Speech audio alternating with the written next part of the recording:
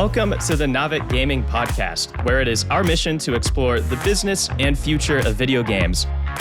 We bring together the industry's brightest builders, investors, and thinkers to keep a pulse on current events, dissect emerging trends in games, share lessons learned, and have a great time.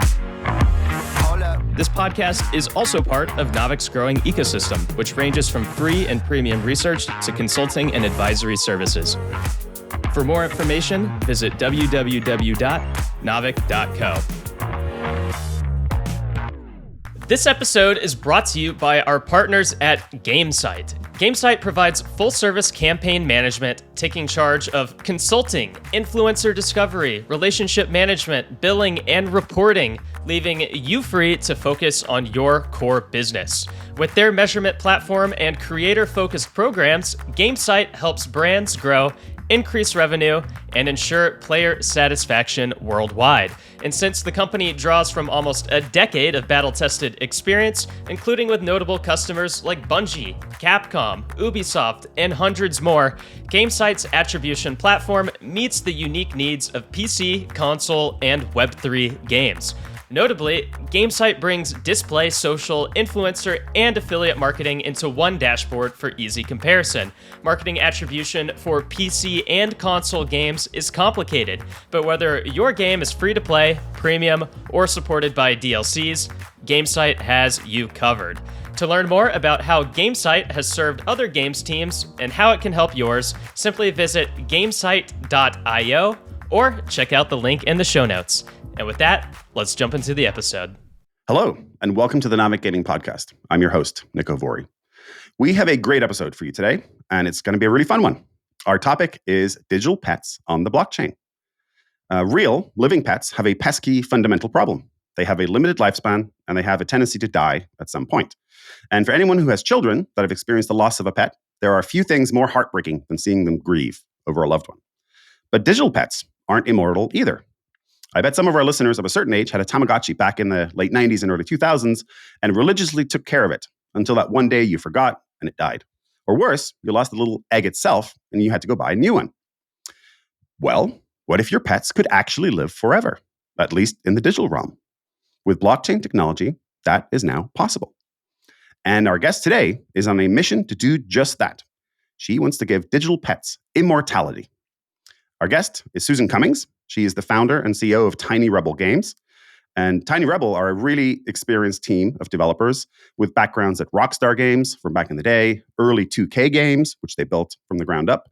And they have even worked with one of my absolutely favorite quirky British IPs, Wallace and Gromit.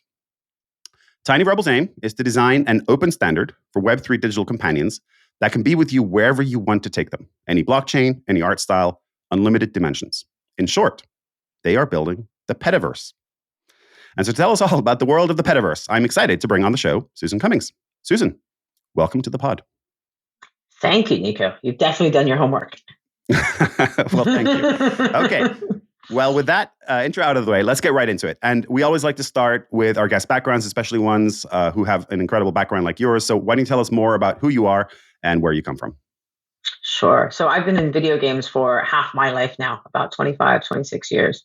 I go back to the earliest days of Take-Two Interactive when I made some introductions that led to the founding of Rockstar Games. I was involved in the first Grand Theft Auto. Whilst there, my husband was on the Rockstar Games team and was one of the producers on Grand Theft Auto. This would have been San Andreas and GTA 4 right around the time we left. And I started 2K Games and 2K Sports with other executives at Take-Two. So I had the good fortune to sign things like BioShock and Borderlands and buy the Civilization IP in the Firaxis studio. We had a couple $100 million to expand what Take-Two was, and is today. So that was a very exciting period for us. Lee and I started Tiny Rebel Games about 15 years ago, right after our son was born early in New York. After about 6 months of being home parents and taking time off, we decided to start a company. And we looked down at our screaming child and came up with the name Tiny Rebel, which is also a beer company. My family also started the Tiny Rebel Brewery, which is a sister company of ours. It's also based in Wales, like us. So Tiny Rebel has done a number of things over the years since we set it up. We Did a game called Doctor Who Legacy, which was one of the sort of most loved Doctor Who games that people wish would come back, that we shut down. But about 3 million people played that. That was an early free-to-play puzzle battle game in the style of Puzzle and Dragons. And following that, we did a game called Doctor Who Infinity as a follow-on to it.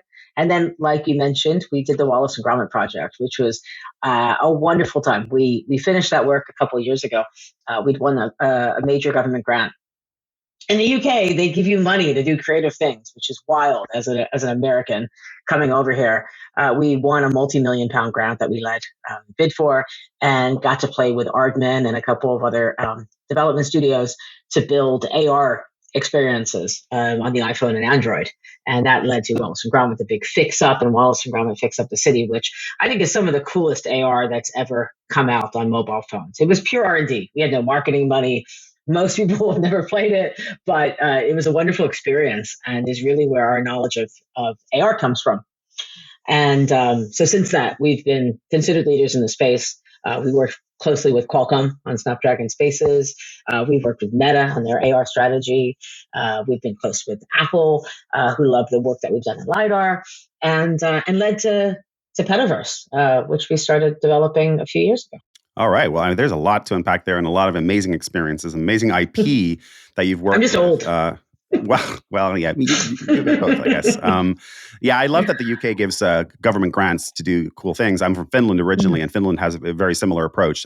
Every single gaming company founder or entertainment company founder in Finland will say, like, the government, Dekes, there's this group, they fund projects. And it's a real shame that the US doesn't do that. I know. I feel like there would be a lot more amazing innovation in entertainment and gaming and creative things if that was there. It's true. It's the nice thing about being a big fish in a small pond. You know, I've always lived in areas of technology where no one needed you. You know, I was in San Francisco, I was in LA, I was in New York. But now in like Wales, I have direct contact with the Welsh government, you know, and ministers, and I'm able to influence, you know, creative policy and things like that. And that's really exciting. And I'm gratified by that ability to do that. And yeah, by the UK government taking creative industry seriously, I think is really, really important. Yeah, 100%. And I mean, if you look at Supercell in Finland, I just use my own experience from the Finnish gaming industry. I mean, they're proud to stay in Finland, not relocate to low tax regions. And they proudly say every year, we are happy to pay the billions they pay in Finnish taxes because they have the Finnish government and the system there to thank. So anyway, let's not make this into a political show. This is a gaming podcast. Let's not talk about government policy around entertainment, though. It would be nice to see more support there. So let's talk about the metaverse and the Petaverse in particular. So we've all heard a lot about metaverses in recent years, and there are many competing visions for what the metaverse or metaverses are going to be. Metaversi, maybe plural. And I even learned while I was researching this episode that there is a Tamaverse, believe it or not, which is the metaverse for Tamagotchis. And the Tamagotchis still are apparently very much around. So tell me, what is the Petaverse that you are building, and how does it differ from all these other metaversi that are out there? It's a great question. I mean, I see what we're building as being the next logical progression of the digital pet. Tamagotchi is the kind of grandfather of all of this, right? 85 million people played Tamagotchis, at least. I'm sure it's well and above that, but the number I found was 85 million. And, you know, it was a very simple game back in the day, super rudimentary in terms of art style, you know, and everyone as a child, you know, had this, I think.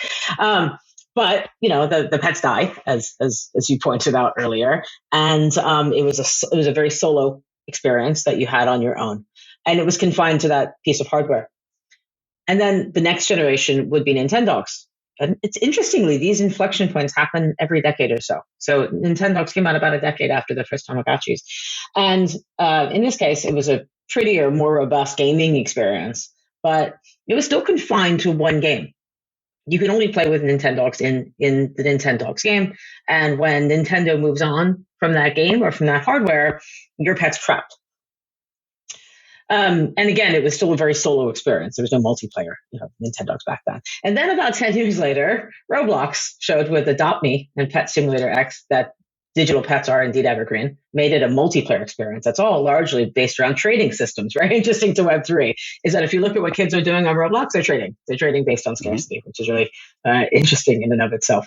So the next generation of the digital pet is about untethering that pet, is about the idea that your pet should be able to go where you want it to go. That you should, have the keys, have the control over your digital pet. Every time one of these digital pets shut down, there's petitions to bring it back. And this is something you've vested time and emotionally bonded with, and now it's not yours, and you ultimately realize it's not yours. And so that's really important.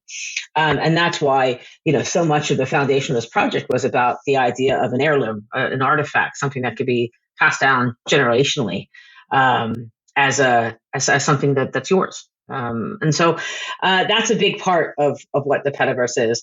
The other thing is that, especially when you think about cats, which is where we started, pets have lives of their own, right? And the point of these digital pet games is very much you're taking care of them. They're yours. They're like an appendage of yours. They're beholden to you. We've built this a little bit differently. Because we don't think of pets as being something you own. We think of them as something that's a part of your life that you share your life with. And so our pets have a simulation of autonomy. And so we built technology on top of machine learning that allows your pet to make decisions for themselves. And so if you come back days later, you're going to find out what your pet's been up to in real time, what their diary entry basically says they've been doing. And their stats change based on what they're doing. And so that's the other big, evolution here, is giving these pets a feeling of sentience. It's obviously fake sentience, but in this feeling of sentience. Yeah, I love the idea of having a personality of their own. I was looking into this. In fact, the game that I'm working on, Blockstars, we have a very similar concept. Part of the reason I wanted to talk to you is because this concept resonated with me, which is the idea that Blockstars are musicians on the blockchain. They all have individual personalities. Every single one of them is unique. Again, that's what blockchain enables in many ways, unique digital assets and ownership. And we modeled all of our musicians' personalities on the Myers-Briggs model, and then broke that down further into like subcategories. And so there's like tens of thousands of different kinds of personalities that they can have. So I love the idea that these pets are unique. They're their own thing. They're not something you own. They're not something that's attached to the side of you and they only exist as you exist. They exist for themselves. And so how does that make interacting with digital pets different? The fact that these pets have a personality. I mean, all the Tamagotchis are essentially the same, right? Like you looked after it, you did the thing, and then if you forgot to do it, it died, right? Very simple, but very powerful, right? Because it's something that you are looking after and it needs you or it dies. And I think that's part of the reason why it resonated with so many people. We love the idea of being able to emotionally bond with things. It's interesting. The physical pet industry is a $200 billion industry. And my theory here is that it's one of the only things that the whole world can agree on. It doesn't matter your politics, your gender, your geography, anything. We all have dogs and cats and other types of pets. And I think that's really fascinating. And I think that that's why digital pets are so evergreen. And, in particular, because I think it helps us to connect to technology. We understand pets. And where it hasn't worked, it's often been because it's been about, a made-up creature. We understand dogs and cats. I think that that's really important. So, and the other thing is, going back to what you were saying, is that those pets were confined to one game. You can only play with Tamagotchis on Tamagotchi hardware in a Tamagotchi game. You can only play with Nintendogs in the Nintendogs game. You can only play with My Talking Tom in the My Talking Tom game. This brings up interoperability. And so what we built at Petaverse is fundamentally a tech stack. It's a pet system. We call it our pet stack. And the idea is that we spent the last several years refining this, building the model, the blend shapes, the rig, the animations and AI systems, and the ability to bring them into different types of Unity experiences where you can reuse those assets. And so we have a whole bunch of different ways you can use your pet. It's not about one game. There's a game that we're alpha testing right now, but you can also bring them onto your video calls. I probably should have brought onto this stream today. You can bring them onto your Twitch stream. You can bring them onto your YouTube stream. Your followers, your subscribers can play with your pet on stream. You can bring them into VR. You can bring them onto choose your own adventure stories in text. But it's all the same pet. And that, I think, is a first of its kind. And that means in the future, when we open source access to that tech, anybody who's building a game that wants to add a pet system can simply take ours. And it's another way of taking care of your pet. We're going to talk about all the different technology pieces that you're working with, but blockchain obviously is one of the things that you highlight in your white paper. What is it about blockchain technology that you think is really critical here? What does that enable that you don't think could be done otherwise in creating these unique digital pets that have a life of their own and hopefully live for years and years and years to come? It's a years and years to come. Look, blockchain has always been about something very specific to me. Blockchain at its core is a database. It's not about the NFT nonsense. It's not about floor price and selling and minting out and all this nonsense that has become the one and only use case of blockchain in games. And it's funny, when I set out to raise money for what we were doing a couple of years ago before we closed our seed round, I had a fund tell me that they thought I'd come up with the first non-tradable token. Why would anyone want to sell their pets? They didn't think there was an addressable market there. And that really bothered me because I don't think that that's what blockchain's usage is about. I don't think it's about buying something purely to sell it and flipping it. The problem is, as game developers, we want to build community. And 10,000 people is not a big enough community for anybody in the game industry to take it seriously. And when you sell it, you're just passing that membership to someone else, which, if anything, is just a burden because now we have to educate a new user about the community. And so it has to be something bigger than that. And so for me, as a purist, the blockchain usage is simply that provenance. Who do you trust your data with? If you're going to throw all your love and time into a pet, you're going to trust me? Do we trust, Twitter with our data? Do we trust Facebook with our data? It should be yours. And so that really is purely the only use case within Petaverse is that simplicity. And it's really, over the course of the last year, made me rethink our relationship with the blockchain. Initially, we said we're going to sell scarce NFTs on Ethereum and give you things to do. I think we were one of the first projects to actually launch with utility, which is really exciting. But what we found is a space that's like kind of destroying itself, but because of there's a bunch of great players. A lot of us are trying to do really good things, and there's the bad players who have sort of trapped us into these norms of minting out and floor price and OpenSea and all this stuff. And what we realized was everything that we believe and want to do can happen upfront or it can happen later.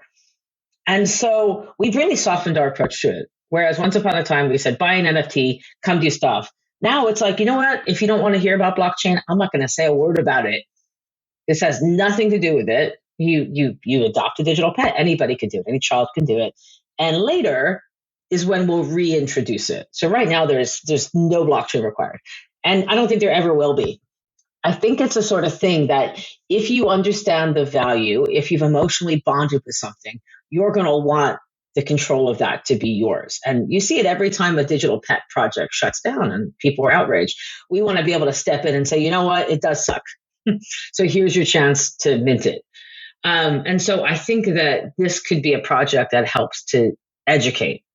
And I think that that's really important. I think that you can lead people to water or you can drown them in it. And I think that Web3 gaming is trying to drown people in something that they really don't want right now. And I think that that's okay. I don't think that negates the purity and great things about blockchain. I think it just means that we have to soften our approach and educate.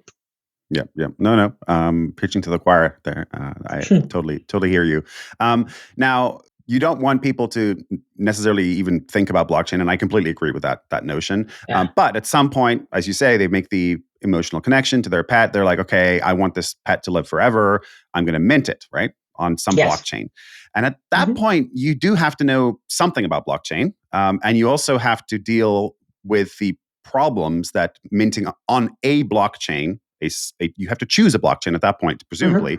That comes with all the problems of interoperability, which you've already alluded to. So let's jump to that right now, because just a couple of weeks, I think last episode or a couple of weeks ago, we had Game 7 on this podcast here, and they did this comprehensive state of Web3 report where they took a 30,000-foot view, and I recommend all of our listeners go and check it out. And they highlighted a stat that absolutely blew my mind. And they had cataloged at least 200 different blockchains. And more coming all the time, and a lot of them are focused on gaming and digital asset ownership, and so that can't scale. Obviously, not all of those blockchains will survive. In fact, most of them will be gone, in 12, 24, 36 months. And so, how do you ensure that if one of your pet owners mints on one of these blockchains that is doomed to die itself, the pet would die at the same time. How do you make sure that that pet lives on forever and can go from blockchain to blockchain really easily without it being a huge burden on the user having to do it? It's a great question. So our white paper talks about something that we call cloning, because we faced this very question back when we started the project, and we were trying to decide what blockchain to mint on. And we, as game developers, know that there are lots of options in terms of engines, in terms of blockchains, and we needed to be a step removed from that. The other problem with blockchain is that they're largely immutable. That's it's kind of the point. You don't have to worry about someone changing your stuff. That doesn't really work for game development. If you have an RPG character, you want to level up your character. You want to collect stuff. That's where a lot of the value comes from in an RPG MMO character is the stuff that you've collected and how you've leveled up. So we knew we needed that too. So what we said, and it's funny enough, back when I thought this was potentially a negative, was that we would store that data, a blueprint of your pet, in a Web 2 sense on Firebase. That's the source of truth, right? That's readable with human eyes, a blueprint. Think of it like the Loot NFT project. It's a fat tabby cat, with blue eyes, et cetera, et cetera, et cetera, and all this information in a text file. And that's Web 2. And that's where all of our pets start life now, by the way, right? Is these new pets, they're all Web 2. The Web 3 part comes in where we say we're going to mint it on the blockchain, and that's where it points to. And so now you don't have to worry about that Firebase data going away because we can mint it on the blockchain. But what we also realized was there was nothing stopping us from making a copy of that on Solana, on Polygon, on wherever you wanted to use it. It's not the real NFT. It's a non-tradable copy of your NFT that points to the same place. But it means you can simultaneously use it across blockchains, because as we talk about in the white paper, there are too many blockchains right now. There are going to be new ones as well. 20 years from now, if I want my grandkids to be able to use this pet, I need to accommodate for a new blockchain. And so that's where cloning comes in, is the idea that there's a source of truth with an NFT that points to it, and then we can use it across other chains as well. That also means that the art style can change. So, and you see that in our project right now, we don't always use the same art style for your pet. The app has one art style. The Memetron, our AR app, has a completely different art style. So what that means is in the future, as fidelity moves on, like if you try to boot up Nintendogs right now, it looks like it was made 20 years ago. And that makes it hard to really get back into things for some people. We can upgrade the art style. Same data, same information, just a prettier, higher fidelity art style. So yeah, that was always what this was about. And this year, the epiphany moment was, you know what, it doesn't have to happen first. That minting part could happen at any point. No, it makes total sense. I completely understand that. I do want to play kind of devil's advocate or Sure. Poke at this a little bit, because when you have a real life pet, that is a real life pet. And yes, I guess you can in theory clone your pet, right? You can clone dogs and cats, and there are famous people who do that. They have the one pet that they keep for generations because they just keep cloning it from when they die, like they clone the next one. So I'm not. The real life analogy does exist, but it's a little more strained, I think, in the real world. Think of it as a passport. I think the problem with cloning is we're not talking about a copy that goes off and has its own set of memories and experiences. It's the same pet. It's a passport to use it on other blockchains. It's one pet. If you have a hat, you can use that hat anywhere that pet has been cloned to. If they level up, that experience is a shared source of truth across all blockchains. So think of it more like that. Think of it more like a hologram of your pet as opposed to a clone of your pet. Perhaps that might help. No, I do understand the concept. I'm going to poke at it a little bit more here, though, because I do think the idea of having a digital pet or digital companion is that they are unique, and if you can clone, I understand what you're saying from a technical perspective, but from a user perspective, you are still cloning it. And if you're upgrading the art style, which again, I understand the need for doing that 20 years down the line, it feels like it would be the different pet. So I just want to look at that a little bit more. Sure, yeah. The copies aren't tradable. And if you sell your pet, they go away with them. So they really aren't. They're not, they aren't their own pet. They can't be passed to somebody else. You can't say someone else has the Solana version of your cat and you have the Ethereum version of it. It's really literally the permission to use your pet in other places, and it's the same pet. And it's because of the blockchain that it's on. So it's akin to, here's a good example. If you had a video game on the PlayStation and you ported it onto the Xbox and onto Nintendo systems, and imagine if all three consoles could agree to a shared save file. So it didn't matter whether you were on Sony or Xbox or Nintendo, you're still playing the same game. That's what this is. That's not going to happen because that's centralized, Sony and Microsoft and Nintendo. Mm-hmm. But in a decentralized world, we can actually let you take your stuff with you wherever you want to go, regardless of what blockchain it is. But it's still the same pet. Okay, it's the same personality. It might look different, right? Looking different doesn't matter on the blockchain. That could be anywhere. So right now I could bring my pet into two different games and I could see them in two completely different art styles. That's all. It's not a different pet. It's just a lens that you're looking through. Think of the Take On Me video, back in the day from AHA. It's really just a different filter. It's a filter, if you will, because, and there's a really important reason for this. Not all games have the same art style. So because we made this as technology that we wanted to open source, the tech stack itself, we knew that not every game would be comfortable with the same art style. Some games are anime, some games are text, some games are 2D, some games are 3D, et cetera, et cetera. That doesn't matter. So someone could take our API and they could create an anime game and they could interpret our pets in an anime art style. That's super important, that ability to take it there. Otherwise, you're only going to be limited to very generic games that are happy with one art style for everything, which just doesn't fit. Yeah, no, I understand. Okay, well, shifting gears a little bit. So the thing that really, really got me interested and excited is this idea that you could play or you could kind of pass on the same pet. Literally, your pet could outlast the human, right? As opposed to vice versa, which is typically what happens. And the idea that you'd have generations of the same family playing with the same pet.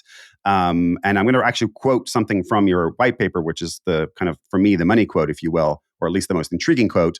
It's here it is. So how transformative would it be for grandchildren to be able to play with the same family pet their grandparents used to play with when they were children?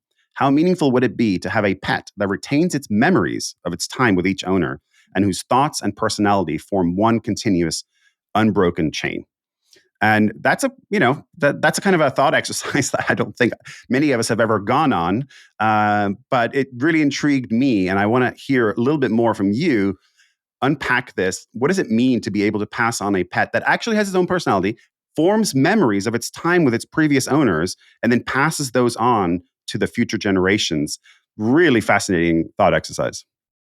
That's why AR and to a lesser extent VR will always be so important to us as a company. We imagine a future where your physical pet sadly passes away, as we've discussed. They always do, and you could have an insurance policy that someone arrives at your door that day with your AR glasses and your pet ready to go. It becomes a bit Black Mirror in a very achievable sense. And this isn't far future. This is something. If the AR glasses would catch up, they're not quite there yet. We'll see how it goes with Apple and the Vision Pro.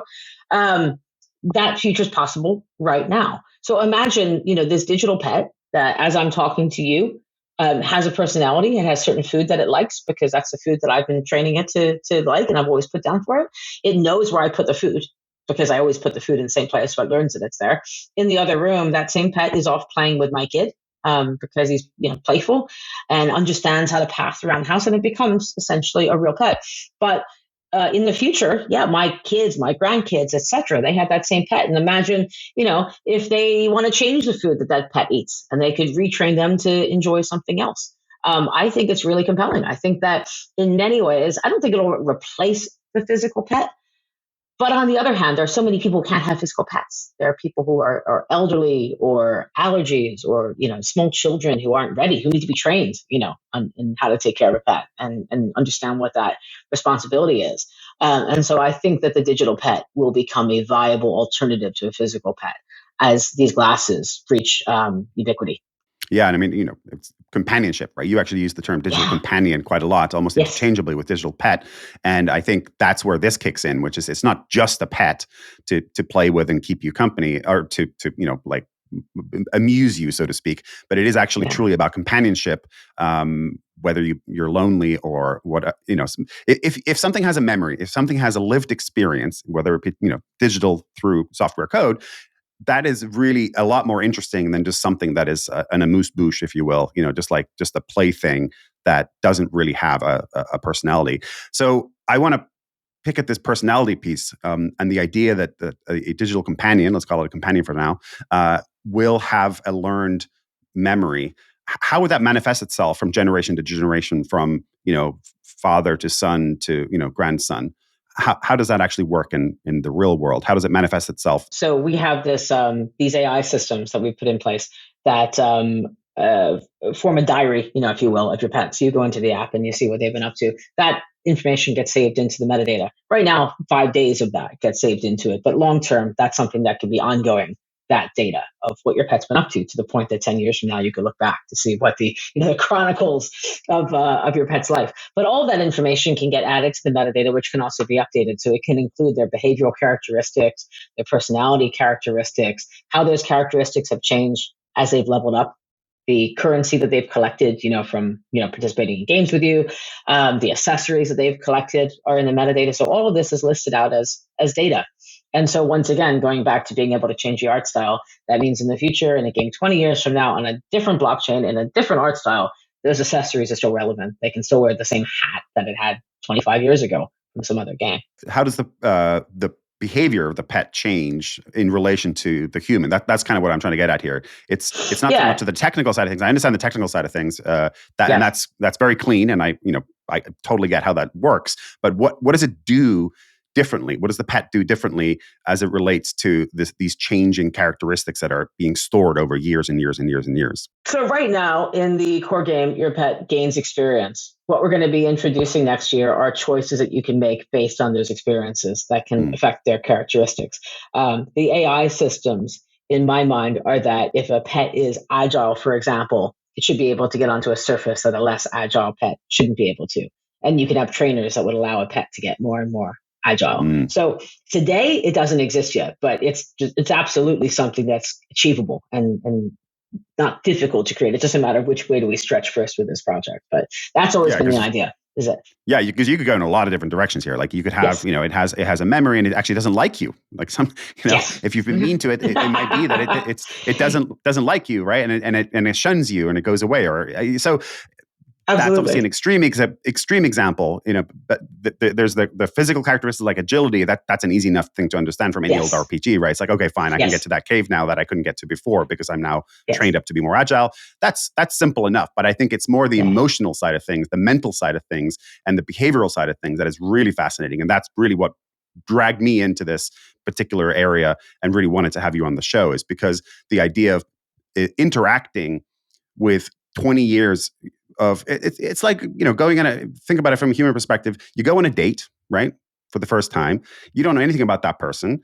And if it works out, you're attracted, great. There's a spark. But then 20 years on, you're married, you've been living together, right? And there are other things are interesting to you that weren't necessarily the thing that actually attracted you in the first place. And so it's like the relationship has matured and evolved over time in a way that I think is difficult to do through AI, but I think is doable, and that's really where I'm probing here, Susan. I love the idea that if my grandkid doesn't pay as much attention to the cat as it's used to from its it's the parent or so forth, that should have impact, and that's honestly the point of the open source nature of what we want to do with our pet system. Is I want people to be able to build trainers. I want people to be able to push different directions with this and have it update the metadata. I think that's why open source is so important. There's what we can do as one team, and there's what the community can do long term with what we've built. Yeah, because if it takes off, I mean, the idea of a community outsourced brain, almost, digital companion brain that evolves to have many more synapses than you as an individual developer can actually ever accomplish, is utterly fascinating. And definitely very, very intriguing. Okay. Not to mention the digital cloning. I like the idea of being able to capture what your pet looks like so that it's actually your pet, not just any pet. Right. Capturing the audio of the pet so that it sounds like your pet. So I think that they're one of the places we want to push in the future to make that future of, your pet dies possible, is being able to let you recreate your exact pet as opposed to, one that you create in our editor. Yeah, absolutely. Okay, so I'm going to switch gears here, and I'm going to talk about another tech that I know is extremely important to you and very near and dear to your heart, and that's AR, augmented reality. You definitely come across as an evangelist for AR. I know, and you alluded to this already, you're partnered with Qualcomm on their Snapdragon Spaces initiative to accelerate an AR future. So talk to us about what is AR to you? What does it mean? How important is it for this project? And actually, why don't you tell us about what is Snapdragon Spaces? Because I think that's clearly a starting place for you. Yeah, so Qualcomm it's really they're a really interesting company. They create technology that ends up helping to evangelize things like virtual reality and augmented reality. So they've created a chipset to be used in AR glasses, and so it's not theirs. It's it's a generic platform that then others like Lenovo have used to create glasses. And so they came to us on the back of our work on Wallace and Gromit, wanting us to play with their new toys. And we're going to be doing a demo next year that's going to show off, what that means, what Petaverse feels like when it's actually on AR glasses as opposed to your phone. The problem with AR right now is most of it's phone based. And no matter how many different ways we all try to convince the mass market that AR is so magical, you should be willing to hold your phone like this, it's exhausting. And, Niantic keeps, pounding up against that wall about this. Mm-hmm. Until we have glasses, AR isn't going to work. But what's really cool is Meta with the Quest 3 has launched mixed reality, which is going to help. Apple, have announced their incredibly expensive glasses, which obviously won't be mass market, but it's a big step in that direction. And I think it's going to inspire other people to continue to push the technology forward and bring the cost down. But what I love about AR is it's us looking up and around us at the world again. The problem with mobile phones is we're like this, looking down at our phones. VR completely shuts us off from the world, but AR is a layer on the world around us, and I think that's really magical. And so that's what gets me excited about it, is the fact that it doesn't take us out of the real world, which I don't think we need taking out of the real world right now. I think we need to all be a part of the real world and improving it. So I'm a big AR fan. Yeah, as an I've never been, ask anybody, VR, I've never really, it's going to be a niche use case and it might make some people some money, but the idea of like locking yourself away, putting this big thing on your head, no matter how comfortable you make it and no matter how non-nausea inducing you can make it, that's the problem there, is that you are being taken away from the world and not able to interact with what's around you. But AR allows you to be part of the world and see things differently, but still recognizably, right? And I think that's what the interesting thing here is. And so, in relation to digital pets, digital companions, how do you see that working? So, give me a use case. I come into the Petaverse, I put on my AR glasses. What do I see? What do I do? How do I interact with this pet? What is my relationship with it in the real world as augmented by AR?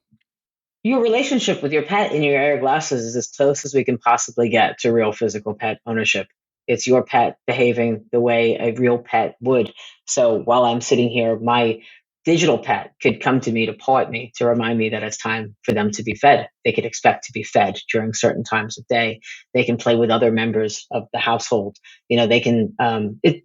That's as close as it gets, and that's what's so exciting about it. And I think that AR is really where we start to understand virtual companionship, because they're fitting there, inherently into our world. And I think that that's what's really magic. That's as close as we get to realism. So I want to probe a little bit more on this AR and Yes. the behavior that you see from the pet. Is it a case of just looking around and the pet's doing its own thing? It's got a mind of its own. It's wandering around, and it jumps onto the table, or it runs out of the door, and you're observing this, right? Or is it a more hands-on experience where you're not just observing, you're actually you're guiding, you're making it do things, so to speak. You're doing the inputs, and then the pet is responding, or is it a bit of both? I think it's a bit of both. I think within the home setting, I imagine it's a bit more, I don't want to say ambient, because you're going to have haptics. You're going to be able to pet the cat. I think it's going to be really interesting to see what that companionship again brings to people who can't have a physical pet. But in the outside world, because remember, part of it's going to take to get to ubiquity with AR glasses, being able to leave your house with them and have them on. And so I imagine a bunch of ways that these digital pets become a part of our life. We're all used to Google Maps and using the arrows to get to a restaurant. Imagine if your pet can naturally walk you to the restaurant. Imagine if you're going running and your digital pet knows how fast you should be able to run and can spur you on, or you can use it as a ghosting mechanism to know how fast you should be running. So I think there are lots of interesting ways they can take part in our world. Part of the origination of this project was the notion of his Dark Materials. If you read Philip Pullman's book, the idea that we A all long have time this ago. virtual pet that's an extension of us. And so I imagine that my cat can play with your dog and someone else's dragon. And that just becomes a part of our lives as we're walking around. That just becomes something, and expected is that you have this digital companion. So where are you at the moment with experimenting with this stuff? I know that you're working on a lot of different things, and obviously it's a very ambitious vision that you have here. What is the current status of the Petaverse? What can you currently do with these pets? So we just started alpha testing our core game, which is, think of this as the hub of the experience. You come in, you can read the diary and find out what your pet's up to. You can play mini games to take care of them. This is our Nintendogs game. You can collect accessories. We're going to be expanding the number of rooms that you can accessorize. Think of it as Nintendogs meets Animal Crossing. And so that's a hub of this. But meanwhile, you can also see your pet in AR. You can also bring them into VR. You can bring them onto your video calls with all the accessories that they've collected. And then you can bring them as a streamer on Twitch or YouTube and let your audience interact. What's coming is a bunch of things. It's the ability for your pet to go on much, much bigger adventures than you can now, not just around your neighborhood, but imagine them going off around the world and collecting things for you. That's coming early next year. We are going to be adding trading systems, more robust trading systems for people with their accessories. We have two big brands that we're signing deals with. So we're going to be introducing different types of pets within the Petaverse, above and beyond the cats. And beyond that, just more robust features for what you can do within that experience. Yeah, and you've raised some funding to do this. Can you tell us more about the status that you're there in terms of being capitalized and working on? The question on everyone's minds right now. Yeah, yes, we closed our seed round at the start of last year, led by Fabric Ventures and Animoca is another of our bigger investors, and One Up Ventures, which was started by Ed Fries, the creator of Xbox. So we have some great investors on board with us who are super supportive and understood our vision from the beginning. This notion of a sort of open source interoperable digital pet. So I think what got everyone excited about us, and they continue to be really supportive. Yeah, I mean it's a huge vision, and to that point, you're talking about AR. A little audacious. Yeah, a little audacious. Yeah, and you even have that in your white paper, which I love, by the way. So you've got AR, you've got blockchain technology, Web3 stuff. You want APIs for other developers. You want to open source a lot of these things. There's hardware components here. That's a lot to take on. What is it going to take for this audacious vision to become a reality? You want to fast forward, 5 years, 10 years, whatever amount of time you want to fast forward. What has to happen for this to really become a thing? This really becomes a way for humans to interact with digital companions in a way that is very different, much more compelling than what it has been in the past. I don't actually think it's that far off. Keep in mind, we're taking a very mass market approach to this. So we're not asking anyone to buy an NFT. And so I think from a digital pet standpoint, there have been lots and lots and lots of use cases to point to, not just the ones that we've mentioned, but so many other digital pet games like Pooh, for example. You might remember from the early days of mobile games. These things have done millions and millions and millions of installs. And so there's definitely a path here to us getting this in the hands of the mass market and getting them playing with a digital pet that they can, take with them between experiences. The brand deals that we're doing are because we want this to become a household name. And that's very difficult to do in the state of mobile gaming, especially right now. And so the brand integrations that we're going to be doing over the course of just the next year, I think are going to be massive to us being able to get to people, to the mass market understanding that there's a Petaverse digital pet. Beyond that, I think that to get to the real meat of this, the idea of a digital pet, within your life, it's the AR glasses. I think are going to be really important to that feeling like a substitute, for a physical pet. And so I don't think that that's 5 to 10 years off. I don't think it's the hardware that's available now or in the near term, but I think it's probably in the next 3 to 5 years that we're going to start to see at least a hardcore using AR glasses. Not everyone, but the same way we started with smartwatches and phones and everything else. We're going to start with the trendsetters and tastemakers, and then we'll go out from there. But yeah, I think brands are going to be really important, brand adoption of this. And, look, this for a brand, the reason why brands are excited about what we're doing is this is the metaverses for the most part don't exist yet, right? We're building them. and it's going to take time until there's stuff to do there and there's a user base and everything else. We're not asking anyone to do anything like that. We're saying, look, we've built this tech suite, and you can immediately do all of this stuff with your thing. That's really appealing to a brand. Why wouldn't Garfield, for example, instead of a generic cat, want to be a part of that? So I think we've got a really exciting, compelling use case that we've built that doesn't feel like Web3. That leaves that as something that can be adopted when the market's ready for it. Yeah. And how much of this is you, Petaverse, Tiny Robo Games, you, the consumer product, versus a back end for a world of developers and brands integrating with your technology, but they know nothing about Tiny Rebel Games. They know nothing about your products.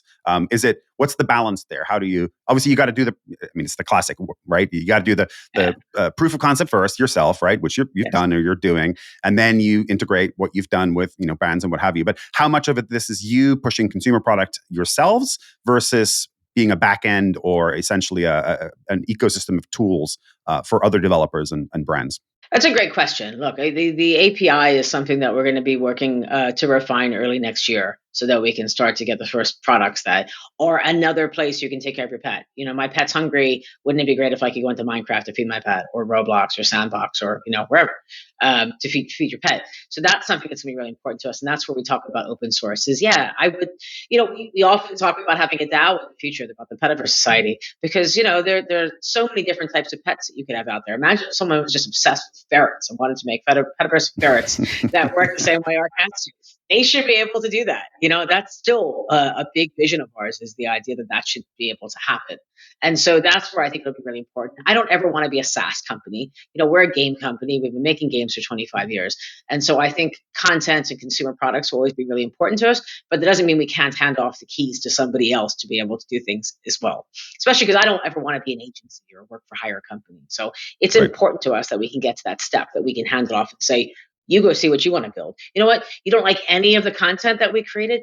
Go build something new. If you really wanted, a Pokemon battler, go make it. Here's the tech. Here's the full tech stack. Go. And so I think that's really exciting. And, there's only so much. We're a 25-person team. There's only so much that we can do at any given time. We obviously have to pick and choose. And so I think it's really important, to get to a broader product offering. Yeah, absolutely. And business model, always curious to hear how you plan to monetize. Right now, I believe it's all free, and it's more of a proof of concept thing. What are your kind of expected revenue models on this? In-app purchases and subscriptions, especially where it comes to the brand deals that we're doing.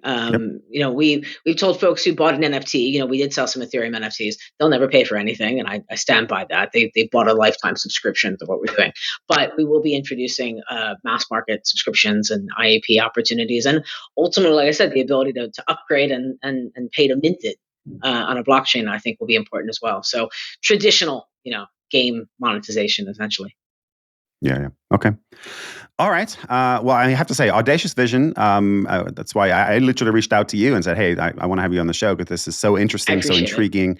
Yeah. And so fascinating. And so I'm really grateful for you for coming on the show. I think this is actually a great place to end because it's just a really interesting, fascinating, thought-provoking proposition that you would have a pet that lives for generations in the same family and evolves over time in a way that it remembers those experiences and passes those on to from father to son to grandson. So imagine really, if Nintendogs had been NFTs, Niko. Imagine if Nintendogs had been NFTs, if that had existed back then. You'd have 26 million people with them, and if you had access to their tech stack, why wouldn't you build new games for Nintendogs? 100%. 100%. Yeah, I do think there's a really interesting things happening here, but obviously a lot has to go right. Blockchain tech is still relatively new. There's 200 ecosystems out there. Interoperability for real is an issue. It's not, yes, there are solutions, but it's still an issue. AR has to get mass market adoption. It sounds like for the full vision that you have to be realized. So a lot of things have to align, but I hope they do, because I think this is a really compelling vision and I'm excited for what you guys are building. So Susan, thank you so much for coming on the pod today. I have really, really enjoyed our conversation. Thank you, Niko. It was a pleasure. And a big thank you to all of our listeners. We'll be back next week with more interviews, more insights, and more analysis from the weird and wonderful world of Web3 and the metaverse. And now the Petaverse. We keep adding to this. Until next time, friends, stay crypto curious and feel free to send questions, guest recommendations, and comments to me. My email is nico@naavik.co.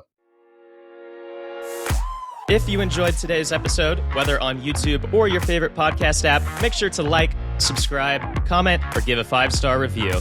And if you want to reach out or provide feedback, shoot us a note at podcast@naavik.co or find us on Twitter and LinkedIn. Plus, if you want to learn more about what Naavik has to offer, make sure to check out our website, www.naavik.co. There, you can sign up for the #1 games industry newsletter, Naavik Digest, or contact us to learn about our wide-ranging consulting and advisory services. Again, that is www.naavik.co. Thanks for listening, and we'll catch you in the next episode.